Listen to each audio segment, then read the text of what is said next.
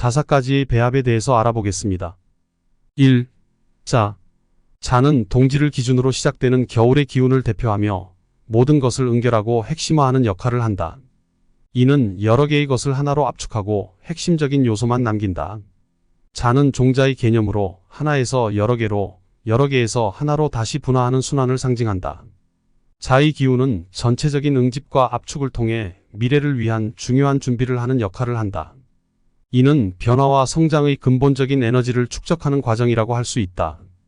자가 을목을 생할 때 냉수로 인해 제대로 생하지 못할 경우 병화가 필요하다.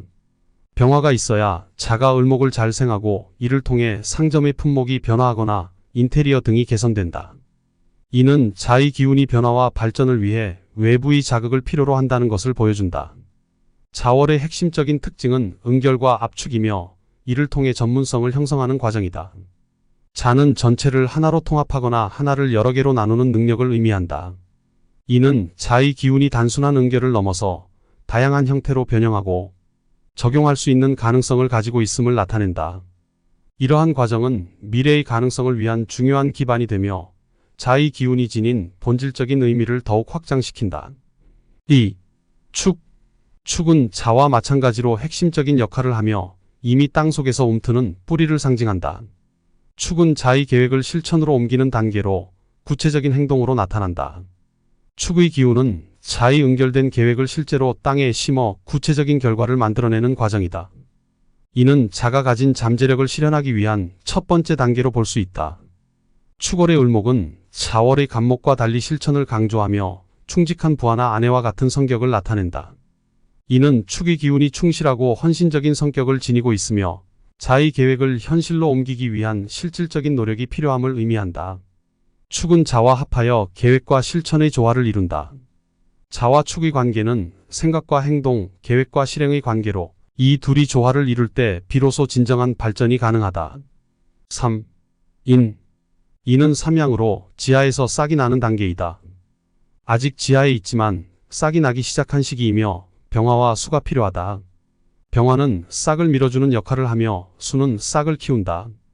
이는 인월이 새롭게 시작되는 생명의 움직임을 나타내며 자와 축에서 응결되고 준비된 에너지가 실제로 발현되는 시점이다. 인월에서는 자와 진의 수가 수생목을 돕고 병화가 있어야 제대로 된 성장 과정을 거친다. 예를 들어 병화는 땅 속의 차가운 기운을 녹여서 싹이 제대로 자랄 수 있도록 따뜻한 환경을 만들어준다. 간목이 천간에 있으면 큰 계획을 가지고 성장하려는 의지를 나타낸다. 이는 인의 기운이 단순히 생명력을 발휘하는 것을 넘어서 성장과 발전을 위한 명확한 목표와 의지를 가지고 있음을 의미한다. 이러한 과정은 미래를 향한 강력한 동력을 제공하며 인의 기운이 지닌 적극적인 성격을 보여준다. 4. 묘. 묘는 인과 함께 지상에서의 성장을 의미하며 병화가 있다면 계속해서 자라날 수 있다.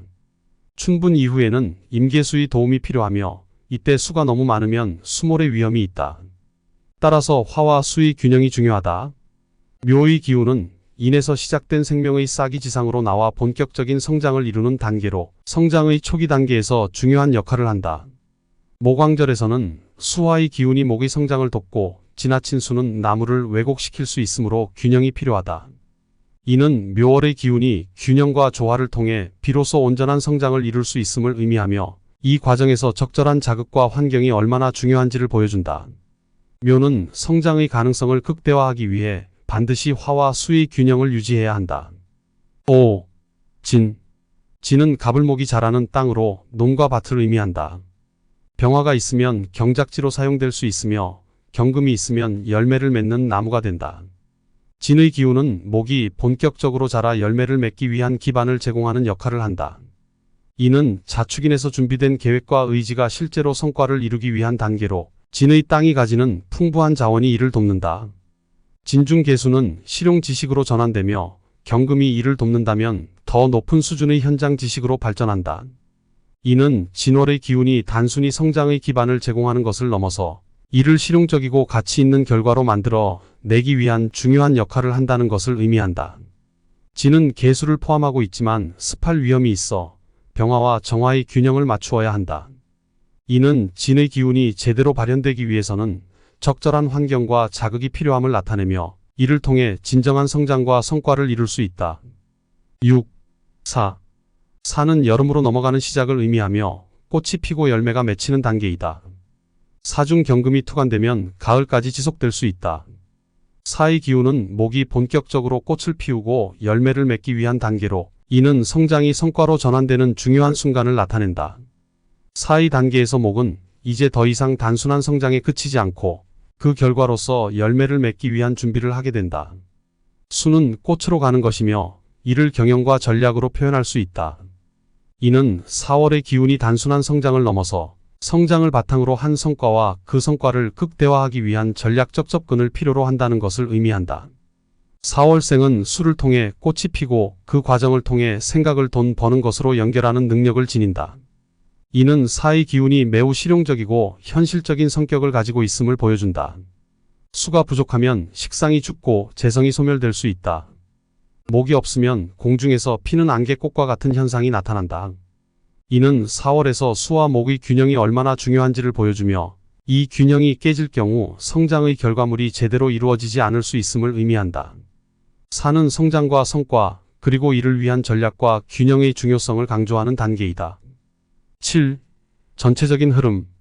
자부터 사까지는 양의 기운으로 성장하고 발전하는 단계이며 5부터 해까지는 음의 기운으로 열매를 맺고 성숙해지는 단계이다.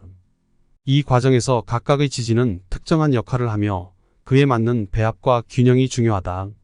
자에서 시작된 계획과 응결은 축에서 실천으로 옮겨지고 인과 묘에서 본격적인 성장을 이루며 진과 사에서 성과를 준비하고 맺는 과정을 거친다. 자축인묘 진사는 성장과 발달의 단계이며 오미는 열매를 맺고 유지하는 단계이다.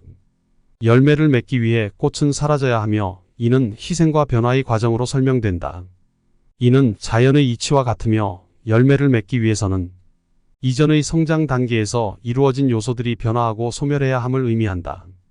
이러한 과정은 음양의 조화를 이루며 각 단계가 서로 유기적으로 연결되어 있다는 것을 보여준다. 정리를 하자면 자부터 사까지의 과정은 성장과 발전을 위한 핵심 요소와 그 배합을 설명하며 각각의 지지가 어떻게 작용하여 전체적인 흐름을 이루는지 체계적으로 이해하는 것이 중요합니다. 이를 통해 음양의 조화와 배합의 원리를 명확히 파악하고 각 지지의 특성과 그 역할을 통해 인생의 흐름을 해석할 수 있습니다. 자부터 사까지의 각 단계는 성장과 성과를 위한 중요한 역할을 하며 이를 통해 인생의 여러 과정에서 어떤 역할을 해야 하는지 그리고 그 과정에서 어떤 균형과 조화가 필요한지를 명확히 알 수 있습니다. 이와 같은 배합과 조화의 이해는 삶의 다양한 상황에서 더 나은 결정을 내리고 조화로운 인생을 살아가는 데 도움을 줄 것입니다. 감사합니다.